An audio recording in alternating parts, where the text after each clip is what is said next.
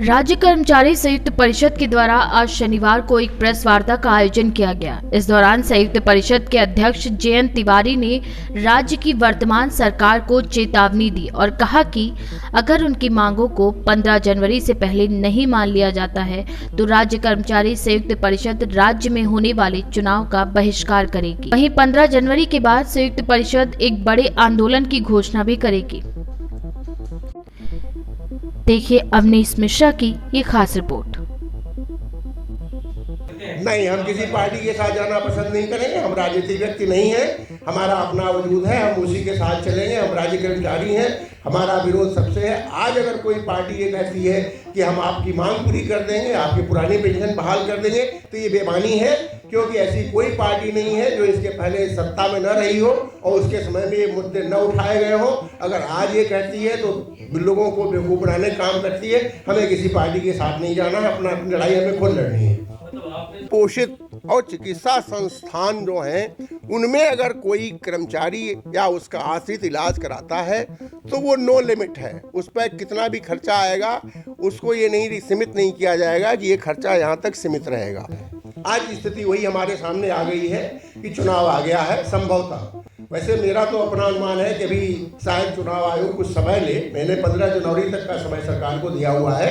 In case अगर चुनाव declare हो जाते हैं, आचार संहिता आ जाती है, तो पहली बात तो आचार संहिता के दायरे में राजनीतिक लोग आते हैं और हम राजनीतिक नहीं हैं, हम सरकारी कर्मचारी हैं। हमको अपनी मांग कभी भी उठाने का अधिकार है, हम उस मांग को उठाएंगे।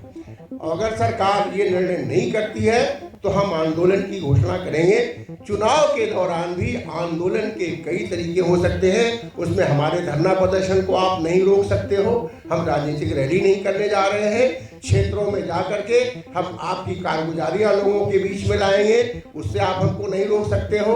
हम नोटा का इस्तेमाल करेंगे, उस पर भी आप हमको नहीं रोक सकते हो। हम आपके खिलाफ, हमारे यहाँ कुछ ऐसे संगठन हैं जिनको चुनाव लड़ने का अधिकार है, जैसे शिक्षक हैं, शिक्षणेत्तर हैं, हम ऐसे कैंडिडेट भी उनके कैंडिडेट के खिलाफ उतार सकते हैं, उसमें भी नहीं रह सकते। हमारे पास विकल्प बहुत सारे हैं जिन विकल्पों के आधार पर हम विरोध कर सकते हैं।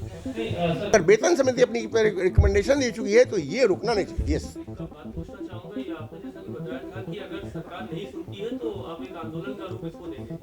हाँ देंगे, क्यों नहीं पकड़ सकता है? जो आचार संहिता लगने वाली है, हाँ बता रहे हैं।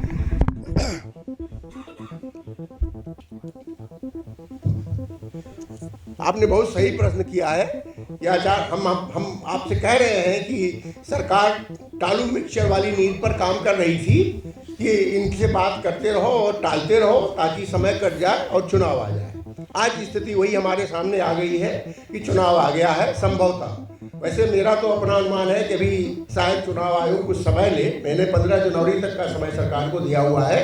इन केस अगर चुनाव डिक्लेयर हो जाते हैं, आचार संहिता आ जाती है, तो पहली बात तो आचार संहिता के दायरे में राजनीतिक लोग आते हैं और हम राजनीतिक नहीं हैं, हम सरकारी कर्मचारी हैं।